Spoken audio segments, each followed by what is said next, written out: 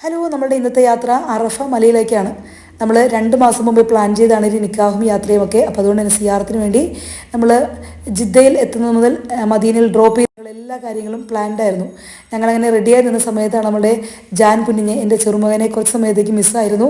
ആളങ്ങ് lift open ചെയ്തുകൊണ്ട് അതിലൂടെ കയറി നെക്സ്റ്റ് ഫ്ലോറിലേക്ക് ഇറങ്ങിയിരുന്നു. അങ്ങനെ കുഞ്ഞിനെ കിട്ടിയ സന്തോഷമൊക്കെ നമ്മൾ ആയിട്ട് കുറച്ച് ലേറ്റായിട്ടാണ് ഞങ്ങൾ ആ സ്ഥലത്ത് കൃത്യമായിട്ടും എത്തി.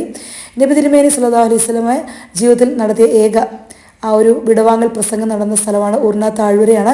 അവിടെ വെച്ചാണ് ചരിത്ര പ്രസിദ്ധമായിട്ടുള്ള ആ ഒരു വിടവാങ്ങൽ പ്രസംഗവും അതിൽ നമ്മൾ സ്ത്രീകളോട് ഏറ്റവും മാന്യമായി പെരുമാറണമെന്നും കറുത്തവന് വെളുത്തവനേക്കാളോ വെളുത്തവന് കറുത്തവനേക്കാളോ ഒരു വ്യത്യാസമില്ലെന്നും സർവ്വജ്ഞനായ ദൈവത്തിന് മുമ്പിൽ എല്ലാവരും സമന്മാരാണെന്നും അങ്ങനെ നമ്മളുടെ ഓരോ കർമ്മത്തെക്കുറിച്ചും അന്ത്യനാളിൽ അതിന് കർമ്മഫലം തീർച്ചയായിട്ടും കിട്ടുമെന്നും അതുപോലെ തന്നെ അവിടെ അന്ന് ഹാജരാകാത്ത ആളുകളിലേക്ക് ഈ ഒരു സന്ദേശം എത്തിക്കണമെന്നും റസൂല് ആവർത്തിച്ച് പറഞ്ഞ പ്രദേശമാണ്.